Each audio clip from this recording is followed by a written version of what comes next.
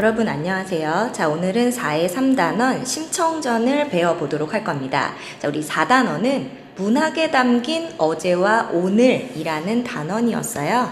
그래서 4단원 제목 문학에 담긴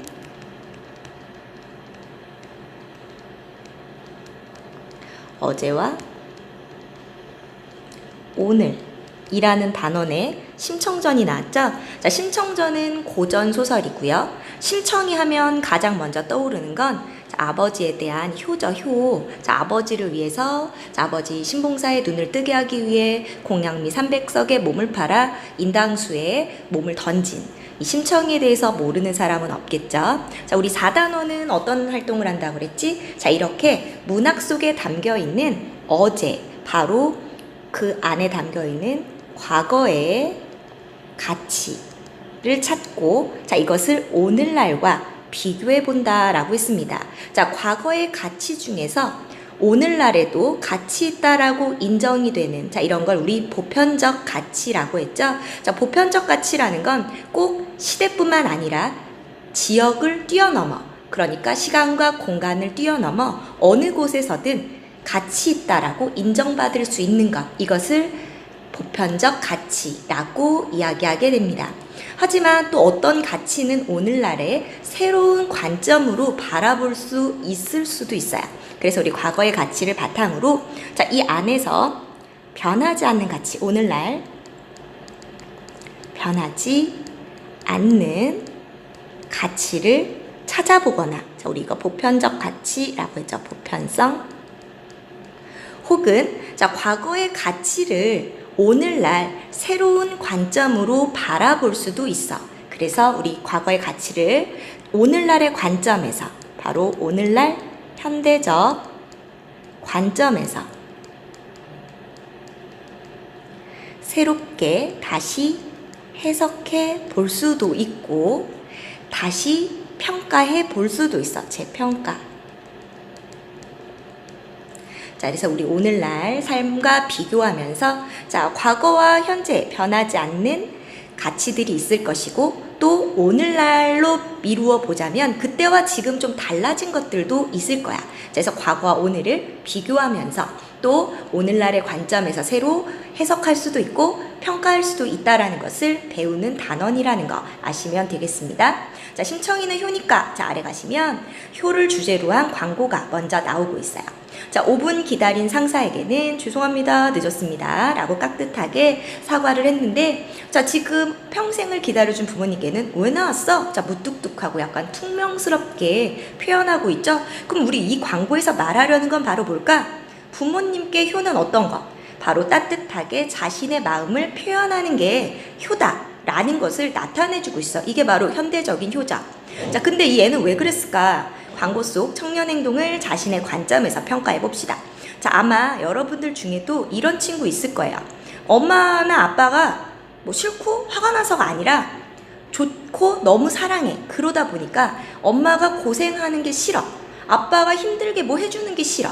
자, 그냥 엄마 아빠가 가만히 계셨으면 좋겠어. 이런 마음에서도 또 이렇게 무뚝뚝하고 못된 말이 나올 때가 있거든. 하지만 우리 이렇게 하면 안 되겠죠. 자, 그래서 엄마가 뭐 뭔가 방 청소를 해주셨어. 너무 고맙지. 하지만 그냥 엄마가 안 해주셨으면 좋겠고, 막 반찬을 맛있게 여러 가지를 해주셨는데 너무 고생해서 차려주신 걸 보니까 속이 상해서 엄마에게 싫은 소리를 할 때도 있습니다.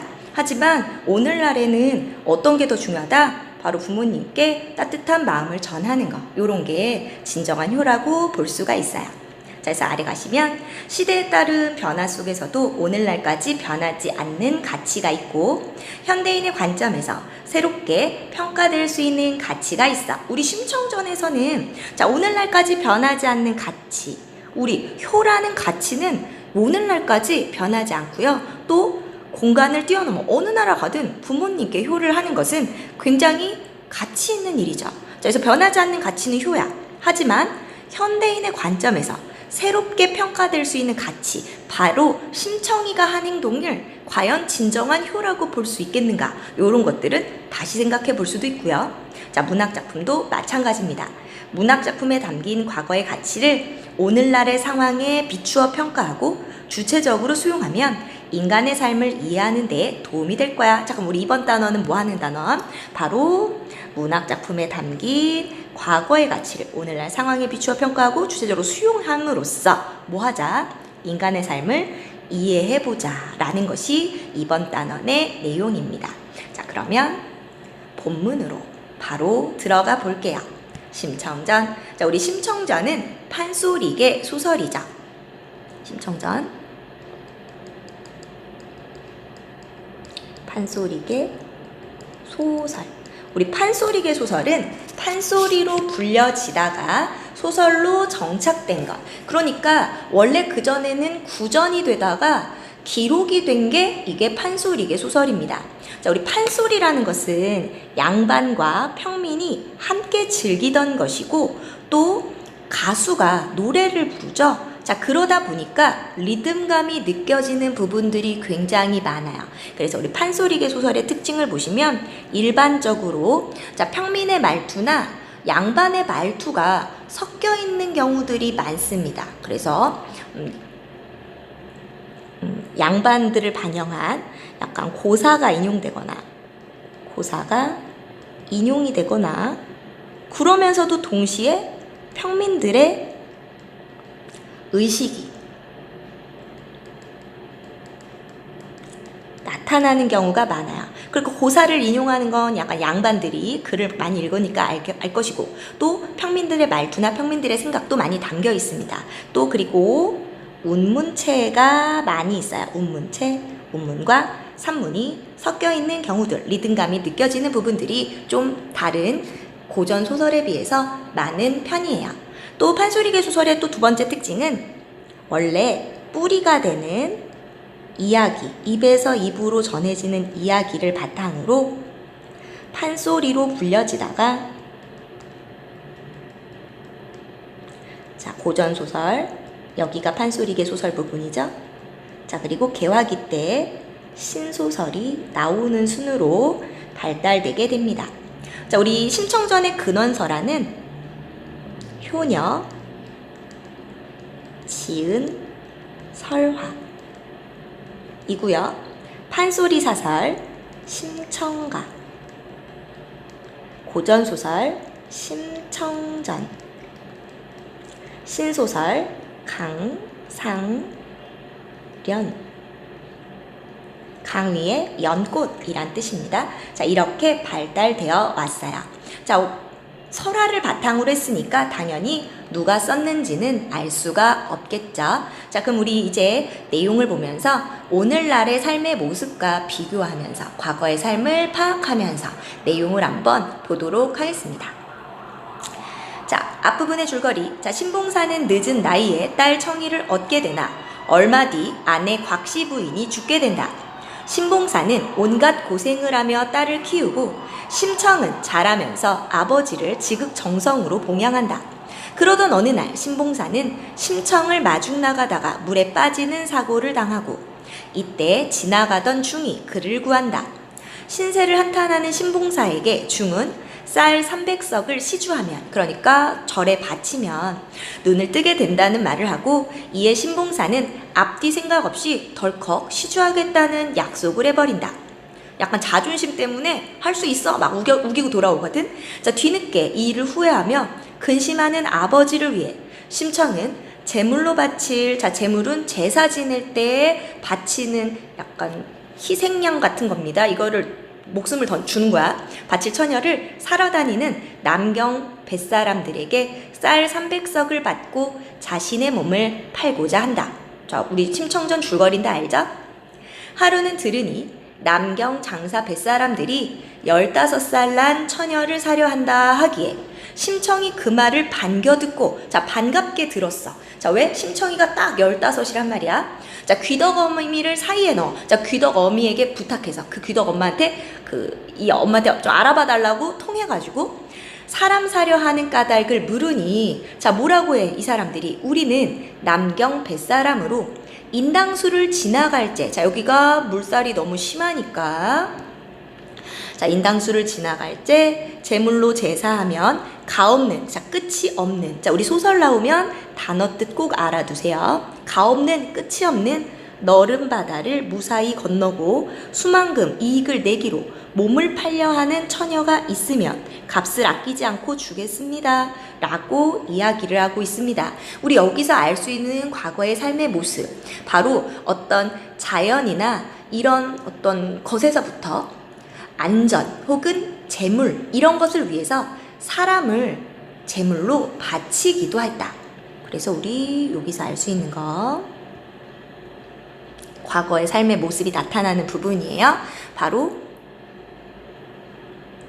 인당수를 지나갈 때, 자, 그 뭘로? 제물로. 누구를? 바로 몸을 팔려 하는 처녀를 제물로 바쳤다. 바로 사람을 제물로 바침으로써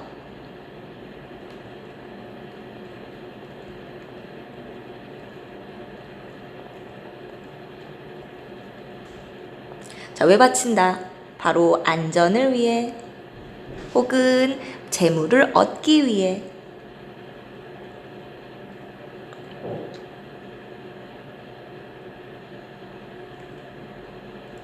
자, 이러기 위해서 사람을 바치기도 했구나. 당시 시대상 알 수 있고요.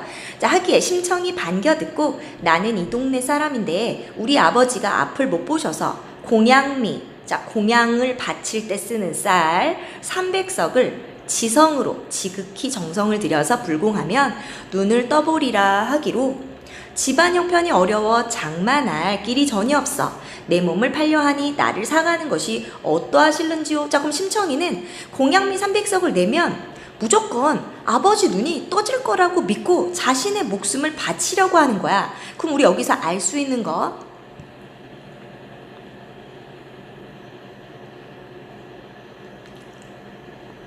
라고 얘기했죠. 바로 여기서 알 수 있는 또 당시 시대의 모습, 바로 신적인 대상에게 소원을 빌면 이루어질 거다. 신적인 대상, 여기서는 부처님이죠.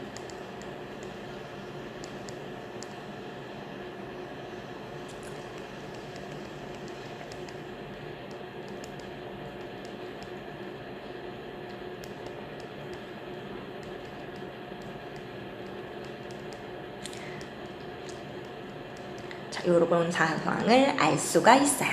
자, 뱃사람들이 이 말을 듣고 효성이 지극하나 가련하군요. 자, 너 참 안됐다 하며 즉시 허락하고 즉시 쌀 300석을 몽운사로 날라다 주고 오는 3월 보름날에 배가 떠나기로 되어 있습니다 하고 가니 심청이 아버지께 여쭙기를, 자, 말씀드리기를 공양미 300석을 이미 실어다 주었으니 이제는 근심치 마셔요. 자, 공양미 300석. 바로 심청이가 이것을 위해서 목숨을 던졌죠. 바로 왜? 아버지 눈을 뜨게 하기 위한 게 공양미 300석이야. 그렇기 때문에 공양미 300석은 심청의 효성을 나타내줘요. 하지만 이것 때문에 아버지와 이별하게 되죠.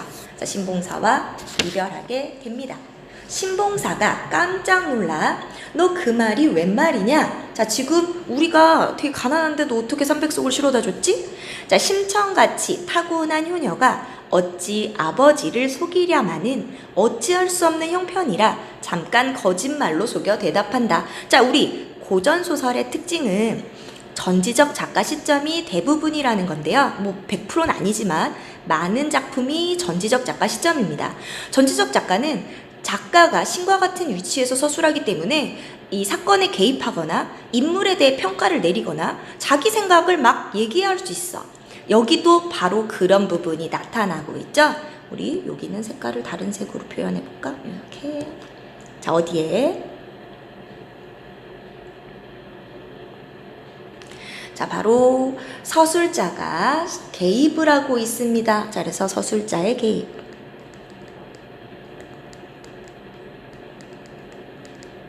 자, 우리 서술자가 개입하는 부분들이 굉장히 좀 많아요. 자, 그래서 어때? 바로 심청이가 어쩔 수 없이 거짓말 하는 거야 라고 심청이에 대한 생각을 말하고 있죠. 자, 그래서 자기가 심청이는 엄청 조용한데 어쩔 수가 없는 거야 라고 심청이의 어떤 마음, 심청이의 행동에 대해서 편을 들어줘. 우리 편 들어주는 거 옹호한다고 하죠. 그래서 심청을 옹호함. 자, 뭐라고 얘기했어? 거짓말로 장승상댁 노부인이 달포 전에, 한 달 정도 좀 전에 저를 수양딸은 친딸 아니고 남의 자식을 데려다 딸로 삼는 거. 자, 참으려 하셨는데 차마 허락지 않았습니다. 그러나 지금 형편으로는 공양미 300석을 장만할 길이 전혀 없기로 이 사연을 노부인께 말씀드렸더니 쌀 300석을 내어주시기에 수양딸로 팔리기로 했습니다. 라고 거짓말을 했습니다. 왜? 아버지가 걱정할까봐, 아버지가 슬퍼할까봐, 아버지를 배려하고 있다는 사실을 알 수 있죠. 신봉사가 물색도 모르면서, 자, 그러니까 이 상황 어떻게 돌아가는지 이 형편도 전혀 모르면서 이 말만 반겨듣고, 그렇다면 고맙구나. 그 부인은 한나라 재상의 부인이라 아마도 다르리라. 복을 많이 받겠구나. 저러하기에 아들 삼형제가 벼슬길에 나아갔나 보구나. 그나저나 양반의 자식으로, 자, 심청이도 양반입니다. 자, 양반의 자식으로, 그러니까 몰락한 양반이 되겠죠? 자, 몸을 팔았단 말이 듣기에 괴이하다. 아, 참 이상한데. 장승상댁 수양딸로 팔린 거야? 어떻겠느냐? 언제 가느냐? 다음 달 보름날에 데려간다 합디다. 어허, 그 일 매우 잘 되었다. 자, 눈치가 없이 잘 됐다고 좋아하고 있어. 자, 계속 가볼까요? 심청이 그날부터 곰곰 생각하니 눈 어두운 백발압이 영 이별하고 죽을 일과 사람이 세상에 나서 15살에 죽을 일이 정신이 아득하고 일에도 뜻이 없어. 조금 어때? 아버지랑 이별하는 것도 슬프고 또 자기가 이제 죽어야 된다는 것도 하니까, 자, 지금 눈 어두운 백발압이랑 영 이별하는 거, 그리고 15에 죽을 일. 자, 이 두 가지를 생각하니까 어때? 아이고, 아무데도 뜻이 없죠. 식음을 먹고 마시는 것을 전부 안 해. 먹지도 마시지도 못하고. 자, 근심으로 지내다가, 자, 왜 근심이라고? 위에 있는 이유 두 가지. 자, 그래서 이 근심으로 지내다가 다시금 생각하기를 엎질러진 물이요 쏘아는 화살이다. 자, 어떻다? 되돌릴 수 없어. 자, 날이 점점 가까우니 생각하기를 이러다간 안 되겠다. 내가 살았을 때 아버지 의복 빨래나 해두리라. 자, 지금 내가 죽기 전에 아버지 의복 빨래를 해놔야겠다 라고 생각해요. 자, 죽을 걱정보다 아버지 걱정을 더 많이 하고 있죠. 자, 그래서 굉장히 효심이 깊다.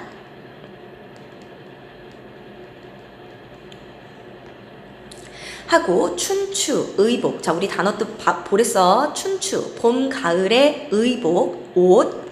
자, 우리 상침이라고 되어 있는데 상침 뭐예요? 박아서 지은 겹옷이나 보료, 방석 따위의 가장자리를 실밥이 겉으로 드러나도록 꿰매는 일. 그러니까 자, 겹옷입니다. 자, 그러니까 봄, 가을에 입을 옷에 그 겹옷의 겉을 꿰맸고요. 하절 의복, 그러니까 여름에 입는 옷, 한삼, 우리 삼배할 때 삼, 여기 한삼은 두루마기에 소매 끝에 헝겊으로 길게 덧대는, 자, 여기에 고의, 남자 여름 호바지 박아서 지어들고, 그러니까 여름 옷인 한삼과 고의를 박아서 지어들고, 동절, 겨울철 의복에는 솜을 넣어 보에 싸서 농에 넣고 청목으로 가끈 접어. 자, 청목은 뭐예요? 검푸른 물에 무명으로 가끈을 접어서 갓에 달아 벽에 걸고, 망건을 꾸며. 자, 망건은 머리에 그물처럼, 두루는 이렇게 상투 있으면 여기 이렇게 두루는 요거 있죠. 자, 꾸며서 당줄 달아 걸어두고. 자, 당줄이라고 했는데요. 당줄은 상투의 동여매는 줄, 망건도 꾸미고 여기 이렇게 해서 여기 상투를 이렇게 묶는 줄이 있거든요. 자, 배 떠날 일을 나를 헤아리니 하룻밤이 남아있다. 밤은 깊어 삼경인데 은하수 기울어졌다. 촛불을 대하여 두 무릎을 마주 꿇고 머리를 숙이고 한숨을 길게 쉬니 아무리 효녀라도 마음이 온전하겠는가. 아버지 버선이나 마지막으로 지으리라. 자, 지금 보세요. 자, 어때? 계속해서 지금 슬퍼하면서 일을 하고 있습니다. 자, 근데 지금 여기도 서술자의 개입이 나오고 있어요. 뭐라고? 심청이의 속마음에 대해서 얘기하고 있지? 자, 아무리 효녀라도 마음이 온전하겠는가? 바로 서술자가 또 개입을 하면서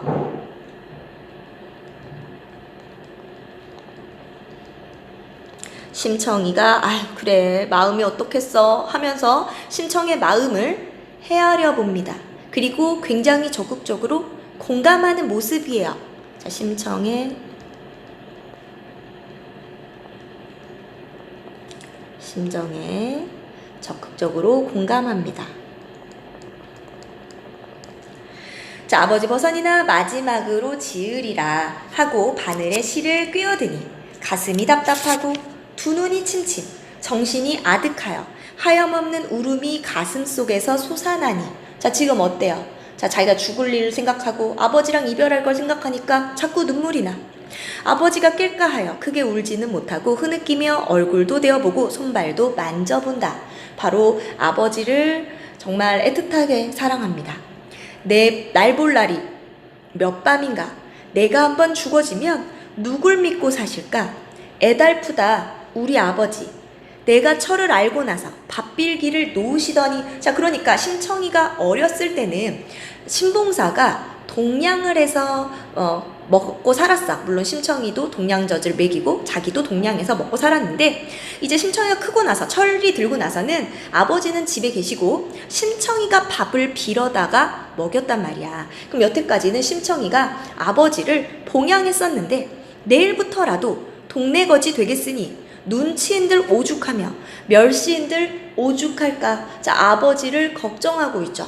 자, 지금 나 죽게 생겼는데 아버지에 대한 걱정.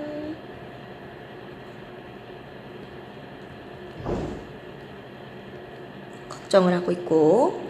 자, 또 뭐래? 무슨 험한 팔자로서. 누가? 자기 팔자. 내가 얼마나 험한 팔자길래 초7일 안에 어머니 죽고 아버지조차 이별하다니 이런 일도 또 있을까. 자, 그래서 자, 한탄하고 있으면 자기 신세 한탄하고. 자, 저문 날에 구름일 때 소통천의 모자 이별, 수육꽃 꽃놀이에 근심하던 용산의 형제 이별, 타양살이 서로 하던 위성의 친구 이별, 전쟁터에 임을 보낸 오희원려 부부 이별. 자, 지금 뭐 했게? 많은 이별 상황을 쭉 나열하고 있습니다. 자, 굉장히 많은 이별 상황을 나열하고 있는데요. 자, 여기 나열하고 있는 이별 상황 전부 다 중국 고사에 나오는 이별 상황.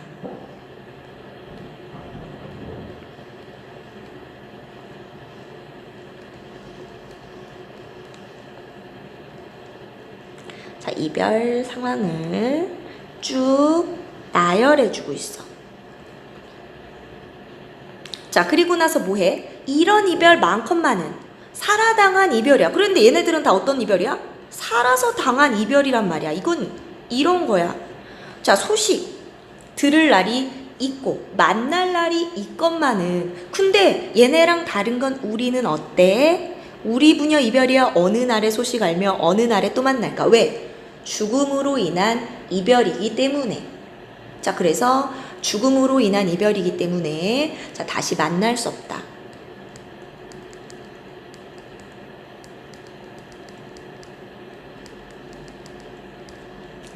자, 바로 그 만날까? 약간 절망적이다. 돌아가신 어머니는 황천으로 가 계시고. 자, 황천은 저승 가셨는데 나는 이제 죽게 되면 수궁으로 갈 것이니. 자, 물에 빠져 죽으니까 수궁에서 황천 가기 몇만 리 몇천 리나 되는 곳. 모녀 상면하려 한들. 자, 모녀가 서로 마주 만나려고 해도 어머니가 나를 어찌 알며 내가 어찌 어머니를 알리. 왜? 너무 어려서. 얘 태어나고 며칠 안 돼서 돌아가셨으니까 얼굴을 모르니까 어떻게 알아볼까. 자, 묻고 물어 찾아가서 모녀 상면하는 날에 응당 아버지 소식을 물으실 테니 무슨 말씀으로 대답하리. 자, 뭐라고 해야 되나. 자, 그래서 이런 생각을 합니다. 오늘 밤 새벽때를 함지에다 머물게 하고, 자, 함지는 뭐예요? 자, 해가 지는 곳, 거기에 아주 내려가지 못하게 거기 묶어두고, 내일 아침 돋는 해를 부상지에, 부상지는 자, 바로 해가 이제 동쪽 바닷속에 있는 나무, 그러니까 자, 해가 거기에 묶여서 올라오지 않았으면 이라는 거. 자, 가련하신 우리 아버지 좀 더 모셔보련마는 날이 가고 달이 가니 뉘라서 막을 쏘냐 애고애고 서른쥐고. 자, 지금 떨어지는 해도 붙잡아 두고 싶고, 자, 올라오는 해도 묶어두고 싶고. 자, 그래서 어떻다? 절망감. 아이고 슬프다. 자, 절망감이나 슬픔, 두려움.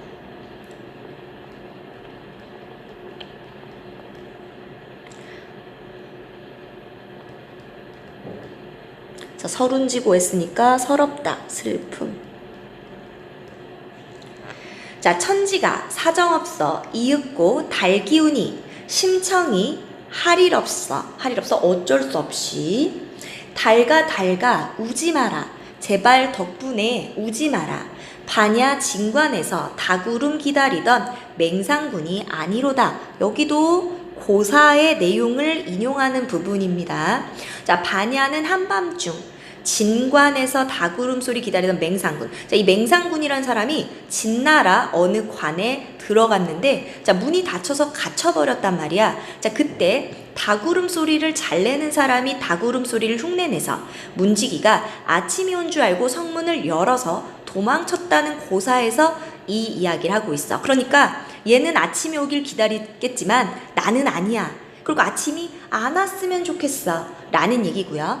네가 울면 날이 새고 날이 새면 나 죽는다.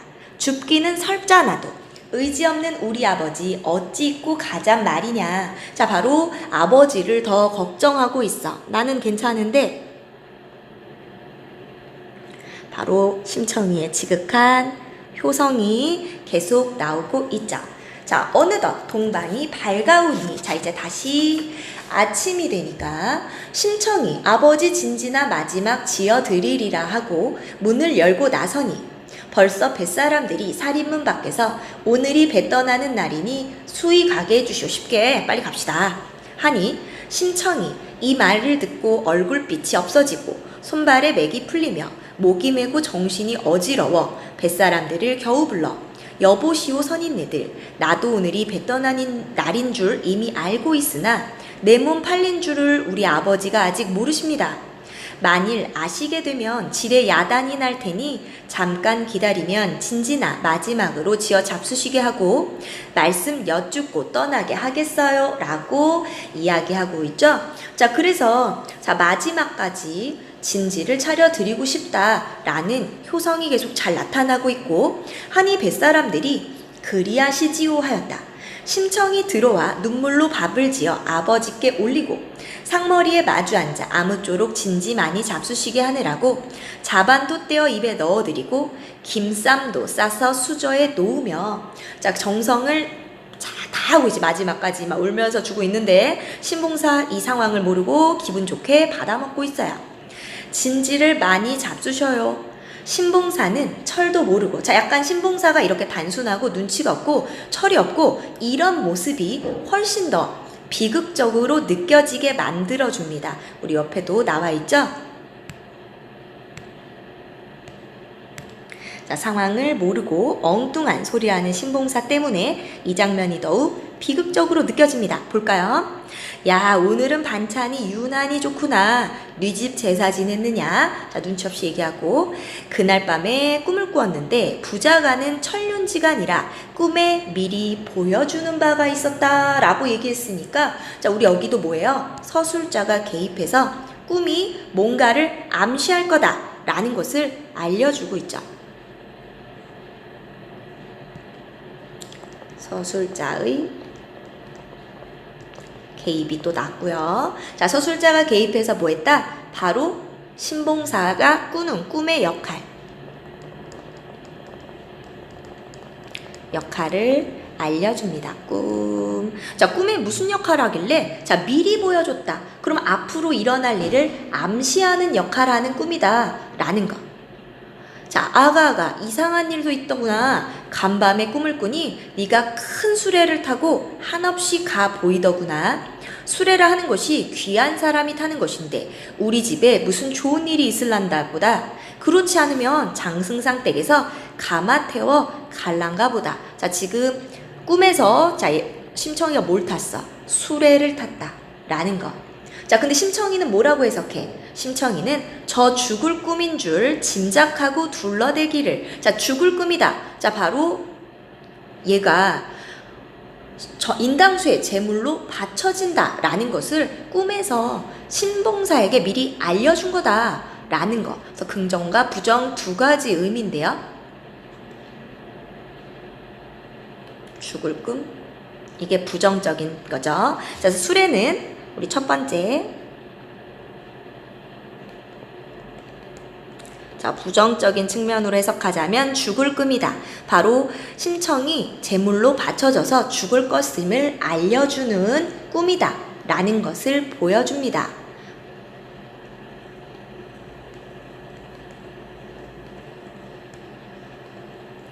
제물로 바쳐진다 라는 것을 암시하는 꿈이다. 자, 두 번째, 긍정적으로 보자면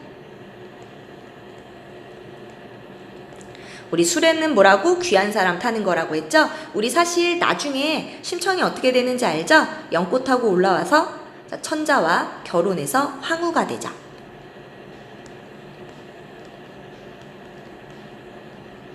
자, 이것을 뭐한다? 암시하는 역할.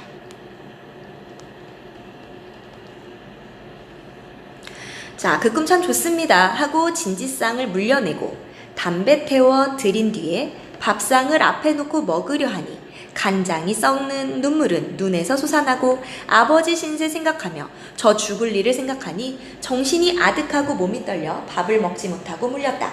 그런 뒤에 심청이 사당에 하직하려고 들어갈 때 다시 세수하고 사당문을 가만히 열고 하직 인사를 올렸다.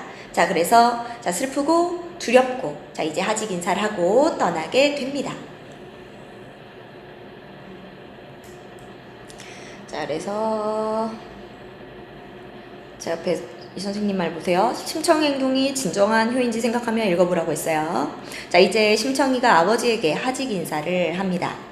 아니, 이제 저거 사당 먼저 하고 못난 여소온 심청이는 아비 눈뜨기를 위하여 인당수 제물로 몸을 팔려가오매 조상 제사를 끊게 되오니 사모하는 마음을 이기지 못하겠습니다. 울며 하직하고 사당 문을 닫은 뒤에 아버지 앞에 나와 두 손을 부여잡고 기절하니 신봉사가 깜짝 놀라 아가 이게 웬일이냐 정신 차려 말하거라. 자, 얘가 기절을 하니까 야, 너 무슨 일이야 라고 심청이 여쭙기를 제가 못난 딸 자식으로 아버지를 속였어요. 공양미 300석을 누가 저에게 주겠어요. 남경 뱃사람들에게 인당수 제물로 몸을 팔아 오늘이 떠나는 날이니 저를 마지막 보셔요. 자, 이제 솔직하게 말을 해주고 있는데 자, 중요한 건 언제? 이제 떠날 때 얘기를 했단 말이야.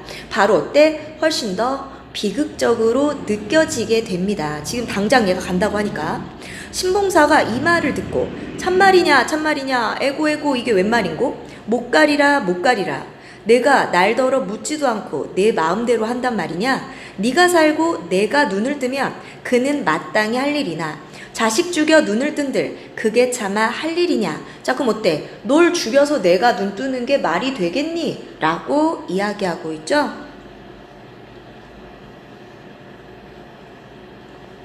자, 바로 어떤 기분이 들겠니? 저 죄책감이 들 거고요.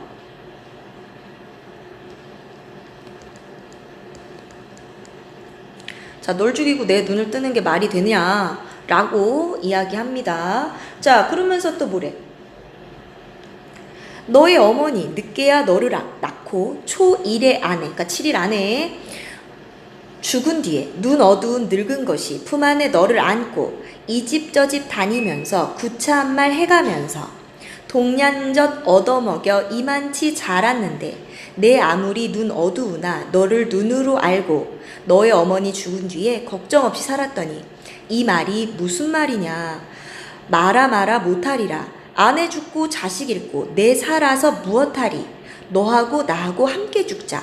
눈을 팔아 너를 살터해. 너를 팔아 눈을 뜬들 무엇을 보려고 눈을 뜨리. 자, 지금 뭐야? 자, 그렇게는 못해 라고 굉장히 슬퍼하고 절망적인 느낌, 바로 신세 한탄이죠. 신세 한탄하면서 자, 절망감.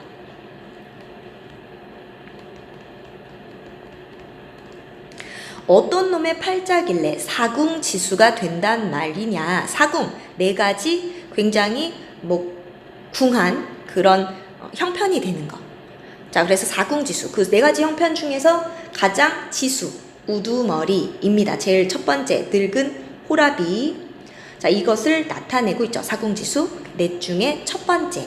자, 사궁이라고 하면 늙은 호라비, 늙은 호러미, 자, 부모 없는 어린이, 자식 없는 늙은이. 자, 내 이놈 상놈들아, 장사도 좋지만은 사람 사다 제사하는데 어디서 보았느냐? 하느님의 어지심과 귀신의 밝은 마음, 앙화가 없겠느냐? 눈먼 놈의 무남동녀, 철 모르는 어린아이, 나 모르게 유인하여 값을 주고 산단 말이냐. 돈도 싫고 쌀도 싫다, 내 이놈 상놈들아 라고 하면서, 자, 지금 보시면 절망감과 한탄이 나고 얘네들한테 화를 엄청 내고 있죠. 자, 상놈들, 자, 이 뱃사람들아, 너네 어떻게 그럴 수가 있니? 라고 이야기하고 있어. 자, 뱃사람들을 비난하고 있는데, 자, 뱃사람을 비난한다. 자, 뱃사람들은 그럼 어때? 사람의 생명을 바쳐서 자신의 이익을 위하고 있죠. 재물을 얻기 위해서, 혹은 안전을 위해서 사람을 제물로 바쳤다고 그랬어. 자, 그러니까 이 내 이놈 상놈들, 얘는 누구라고? 뱃사람들 나타내는 거고, 뱃사람들은 어떻다? 바로 이기적이다, 비정하다.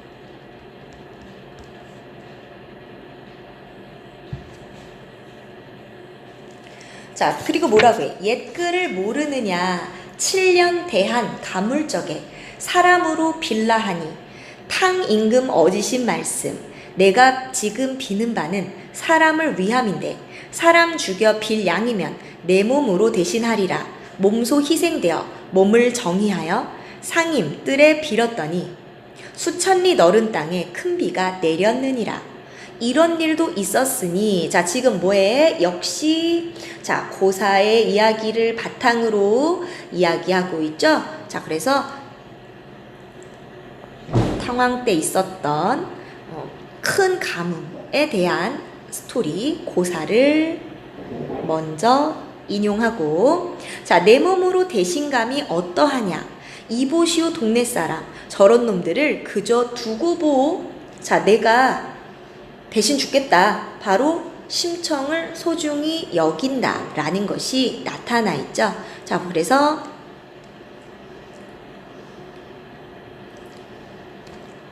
자, 바로 자신의 목숨보다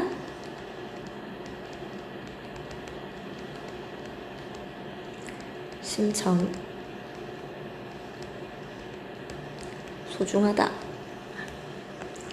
자, 심청이 아버지를 붙들고 위로하기를, 아버지 할 수 없어요. 저는 이미 죽지만은 아버지는 눈을 떠서 밝은 세상 보시고 착한 사람 구하셔서 아들 낳고 딸을 낳아 후사나 전하고, 자, 후사는 대를 잇고 못난 딸 자식은 생각지 마시고 오래오래 평안히 계십시오. 이도 또한 천명이니 하늘에 달린 것이니. 자, 후회한들 어쩌겠어요. 자, 그럼 이거 그냥 내 운명이니까 받아들이겠습니다. 자, 운명론적인 모습, 자, 체념하는 모습.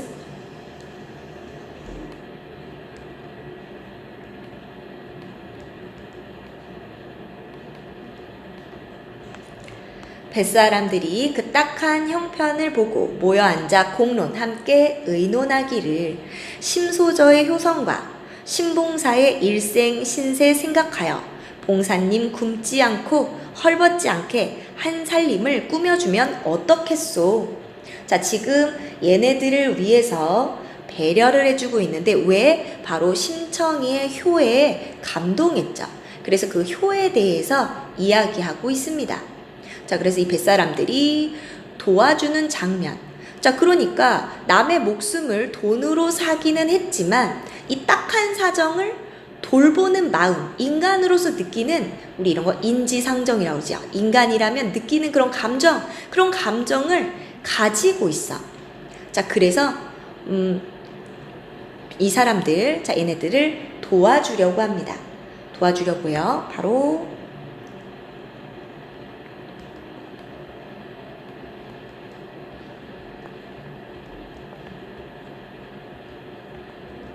배려해 주고 있어요. 근데 한편으로 보자면 지금 신봉사는 돈이 중요한 게 아니잖아. 그러니까 이런 것들을 오늘날의 관점에서 혹은 새로운 가치관으로 비판할 수도 있고요. 혹은 그래도 그 효에 공감하고 얘네들을 도와줬다는 점에서 아주 비정한 놈들은 아니야 라고 평가할 수도 있습니다. 자, 그 말이 옳소 하고 쌀 200석과 돈 300냥이며 무명 3배 각 한 동씩 마을에 들여놓고 동네 사람들을 모아 당부하기를 쌀 200석과 돈 300냥을 착실한 사람 주어 실수 없이 온전하게 늘려 신봉사에게 바칩시다. 200석 가운데 20석은 올해 양식으로 제하고 나머지는 해마다 빚을 주어 이자를 받으면 양식이 넉넉할 테고 명배 3배로는 사철 의복 장만에 드리기로 하고 이런 내용을 관청에 공문으로 보내고 마을에도 알립시다. 자, 그래서 얘네들을 배려해서 도와주고 있습니다. 바로 심청의 효성. 감동했기 때문에 뭐 해주고 있다? 배려하는 내용들이 계속해서 나오고 있어요. 자, 구별을 다 짓고 나서 신소절을 가자 할 때 무릉촌 장승상댁 부인이 그제야 이 말을 듣고 급히 시비를 보내어, 시비는 여자 종입니다. 심소절을 부르기에 소저가 시비를 따라가니 승상 부인이 문 밖에 내달아 소저의 손을 잡고 울며 말했다. 내 이 무상한 사람아, 나는 너를 자식으로 알았는데 너는 나를 어미같이 알지를 않는구나. 쌀 300석에 몸이 팔려 죽으러 간다 하니 효성이 지극하다마는 네가 살아 세상에 있어 하는 것만 같겠느냐. 나와 의논했더라면 진작 주선해 주었지. 쌀 300석을 이제라도 다시 내어줄 것이니 뱃사람들 도로 주고 당치 않는 말 다시 말라. 자, 내가 돈 줄게. 하지 마라. 내가 300석 내줄게. 라고 이야기하고 있어. 그래서 이 장승상댁 부인은 굉장히 자비로운 성격이다.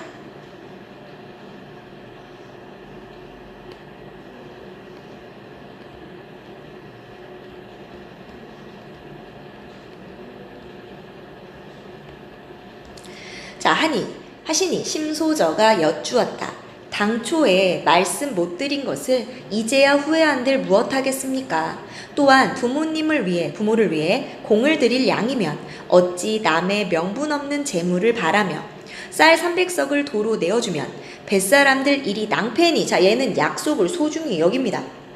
자, 그래서 남의 돈 가지고 하면 안 되고 또 얘네들도 낭패고, 자, 또 남에게 몸을 허락하여 약속을 정한 뒤에 다시 약속을 어기면 못난 사람들 하는 짓이니 그 말씀을 따르지 못하겠습니다. 자, 그래서 얘는 어떻다? 자, 배려심도 있고요. 배려. 또 어떻다? 약속을 중요하게 여긴다.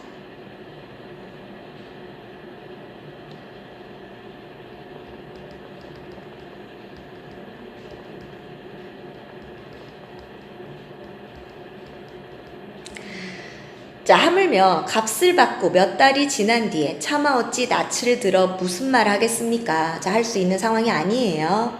부인의 하늘 같은 은혜와 착하신 말씀은 저승으로 돌아가서 결초본 뭐죠? 죽어서도 은혜를 잊지 않고 갚겠습니다. 하고 눈물이 옷깃을 적시니 부인이 다시 보니 엄숙한지라 할 일 없이 어쩔 수 없이 다시 말리지도 못하고 놓지도 못했다. 라고 나오고 있죠. 자, 그래서 결국은 자, 심청은 뱃사람들을 따라가기로 합니다.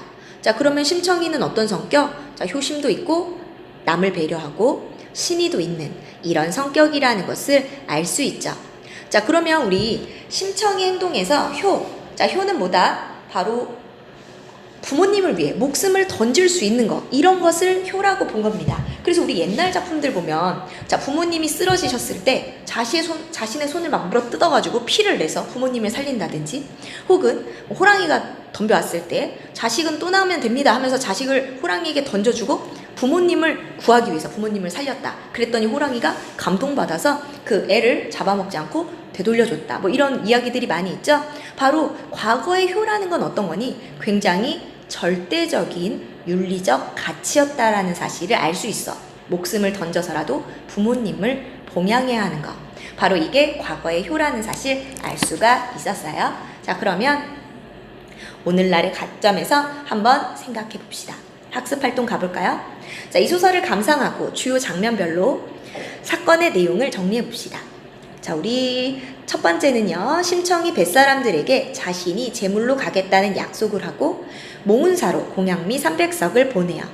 그리고 심청은 아버지에게 장승상댁 수양딸로 가게 되었다고 거짓말을 했죠. 바로 장승상댁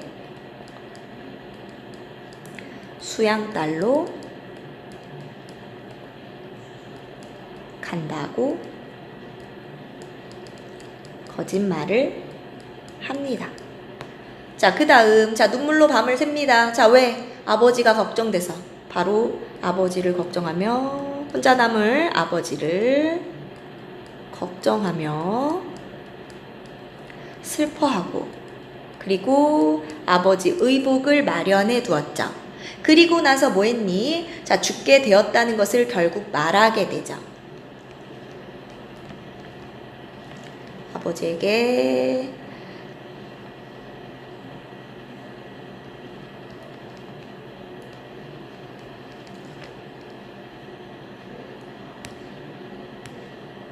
자, 바처짐을 이야기하고 자, 함께 슬퍼합니다.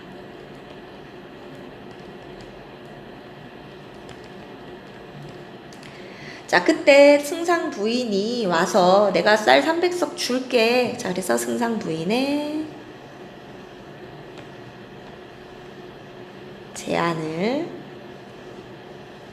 거절하는 것으로 자, 마무리가 되었어요. 자, 중요한 건 목표 활동이죠? 자, 이 소설 속 인물들의 성격을 파악해보고 오늘날의 관점에서 그 인물들을 평가해 봅시다. 자, 성격 먼저 파악해 볼까요? 자, 심청이는 아버지와 이별하고 자신의 죽음을 앞두고도 아버지 옷을 짓는 행동, 효심이 깊다. 자, 신봉사는 자, 딸의 죽음을 막지 못하죠. 자, 자기 때문에 딸이 죽는데 간단하게만 쓸게요. 딸의 죽음을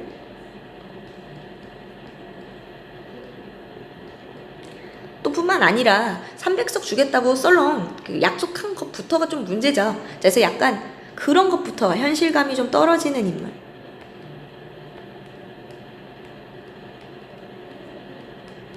그리고 좀 무능하다. 자, 뱃사람들은 어때? 제물로 사람을 바치죠. 사람을 제물로 바친다. 어떻다? 이기적이다. 왜? 자기 안전이나 부를 위해 사람을 바치니까. 그리고 어떻다? 비정하다. 자, 승상 부인은 어때? 자신이 300석을 내주겠다 라고 했죠.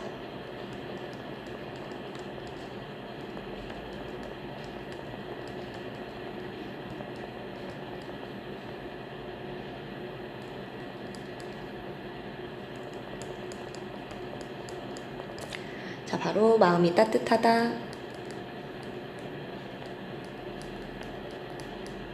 자비롭다. 자, 그러면 이 소설의 인물과 비슷한 인물 유형을 찾고 자신의 생각을 말해봅시다. 자, 심청이 병든 부모님을 간호하기 위해 고향으로 내려간 사람. 자기 생활을 포기하면서 부모님을 봉양한다.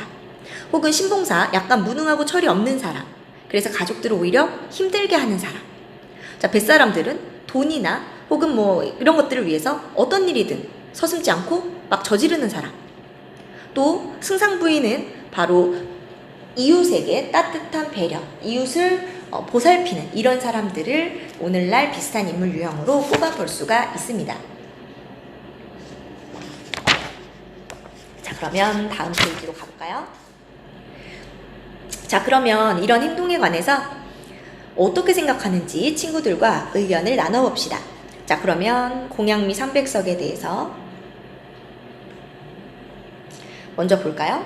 아이고, 여기서부터 봐야 되는데. 자, 심청이 공양미 300석에 자신의 몸을 판 까닭은 바로 뭐니? 바로 신봉사가 약속을 했어. 근데 이 문제는 뭐냐면 부처님께 약속한 거란 말이야. 그러니까 300석을 내면 눈을 뜨겠지만 300석을 내지 못하면 부처님께 거짓말을 한 거란 말이야. 약속을 못 지키게 된 거란 말이야. 그러면 어떻게 되겠니? 이거 들어줄 정도의 파워가 있는데 약속을 안 지키면, 거짓말한 꼴이 돼버리면 오히려 나쁜 일이 생길 수도 있겠죠. 그러니까 이 절에한 약속, 부처님과 약속을 꼭 지켜야만 했던 거야. 그래서 자, 바로 뭐였니? 신봉사가 시주 약속을 하고 그것에 대해서 걱정하니까 바로 뱃사람들에게 몸을 판 겁니다. 신봉사가 시주를 약속하고 걱정을 하니까 얘가 밥도 못 먹고 막 잠도 못 자고 막 그러거든. 그러니까 심청은 그런 아버지를 위해서 아버지의 눈을 뜨게 하려고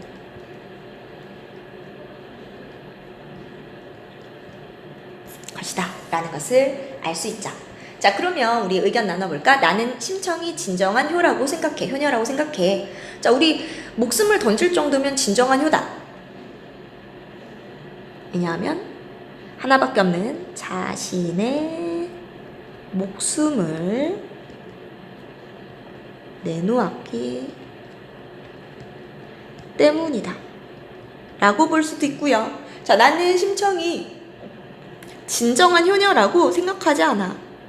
효녀라고 보기 어려워 라고 볼 수도 있어. 왜? 자, 지금 아버지는 앞을 못 보는데 심청이 없으면 혼자 어떻게 살아가겠니? 그리고 진짜로 눈을 뜰지 안 뜰지도 모르겠는데, 또 신봉사도 자기 때문에 눈 뜨고 나서도 심청이가 자기 때문에 죽었다는 생각 때문에 괴로워하겠죠. 자, 그래서 자, 평생 죄책감에 괴로워할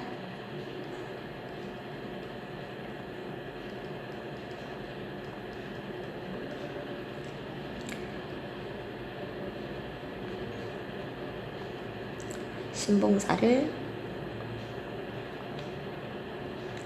배려하지 않았기 때문이다 라고 볼 수도 있습니다. 자, 그러면 심청은 어떤 가치관을 지닌 인물인지 말해보고 이런 가치가 오늘날에는 어떻게 평가하고 받아들여야 할지 생각해 봅시다. 자, 그럼 보세요. 옆에 뭐라고 되어 있어요? 자, 과거의 삶의 모습에서 계승해야 할 것, 계승은 이어나갈 것과 창조적으로 발전시켜 나가야 할 것을 오늘날에 비추어 판단해보자 라고 얘기했죠. 자, 그러면 자, 심청은 효를 절대적으로 중요하게 생각하는 인물입니다. 자, 그렇다면 우리 오늘날 효가 많이 실종된 이런 상황에 대해서 반성하고 자, 효에 대해서 다시 새롭게 일깨워 줄 수가 있겠죠. 바로 어떤 가치관을 지녔다? 바로 효를 절대적인 윤리라고 생각하는 사람입니다. 자, 그럼 우리 다음으로 가볼게요. 다음은 이 소설에 반영된 삶의 모습을 오늘날의 삶에 비추어 감상하며 나눈 대화입니다. 대화를 보고 아래 활동을 해봅시다. 다음은 이 소설을 감상한 친구들의 의견입니다. 자, 그러면 어디에 관심이 있냐라고 해서 나는 이 소설에 나타난 문화나 사고방식이 지금과 많이 다르다는 것에 주목했어. 특히 뱃사람들이 자신들의 순탄한 항해를 위해 사람의 목숨을 제물로 바쳐도 되는가에 관해 생각해봤어. 나는 승상 부인이 보인 공동체적 사고방식에 관심이 가더라. 자신이 쌀 300석을 내어주고서라도 심청을 구하려고 하는 승상 부인의 모습에서 따뜻한 공동체의 정을 느낄 수 있었거든. 또 다른 친구가 얘기하는데 우리 자습서에는 있어요. 자, 나는 이 작품을 읽으면서 장애인의 삶에 대해서 생각해 보게 됐어. 바로 앞도 못 보는 신봉사가 심청이를 홀로 키우며 겪었을 고통, 바로 장애인이나 이런 것에 대해서 생각해봤다라는 것들도 이야기해 볼 수 있겠고요. 자, 그러면 공감한 부분, 생각이 다른 부분을 한번 의논해 볼 수 있겠죠? 자, 그러면 우리 마무리. 자, 과거의 삶과 가치가 반영된 작품을 오늘날에 비추어 감상해보자. 자, 가치는 시대나 사회 문화적 배경에 따라 다르게 평가될 수 있습니다. 문학 속에 반영된 과거의 삶 중에는 오늘날에도 가치 있는 것이 있고 오늘날의 관점에서 새롭게 평가해야 하는 가치도 있습니다. 따라서 과거의 삶이 반영된 문학 작품을 오늘날의 삶에 비추어 감상하고 그것을 주체적으로 평가하고 수용하여 인간의 삶에 관한 이해를 넓힐 수 있어야 합니다. 자, 이게 바로 이번 단원에서 우리가 해야 되는 내용이었어요. 자, 그러면 우리 이렇게 4단원도 마무리가 됐습니다. 자, 그러면 우리 여기 끝까지 문제를 풀어주시면 되겠고요. 자, 그러면 오늘도 수고가 많으셨습니다.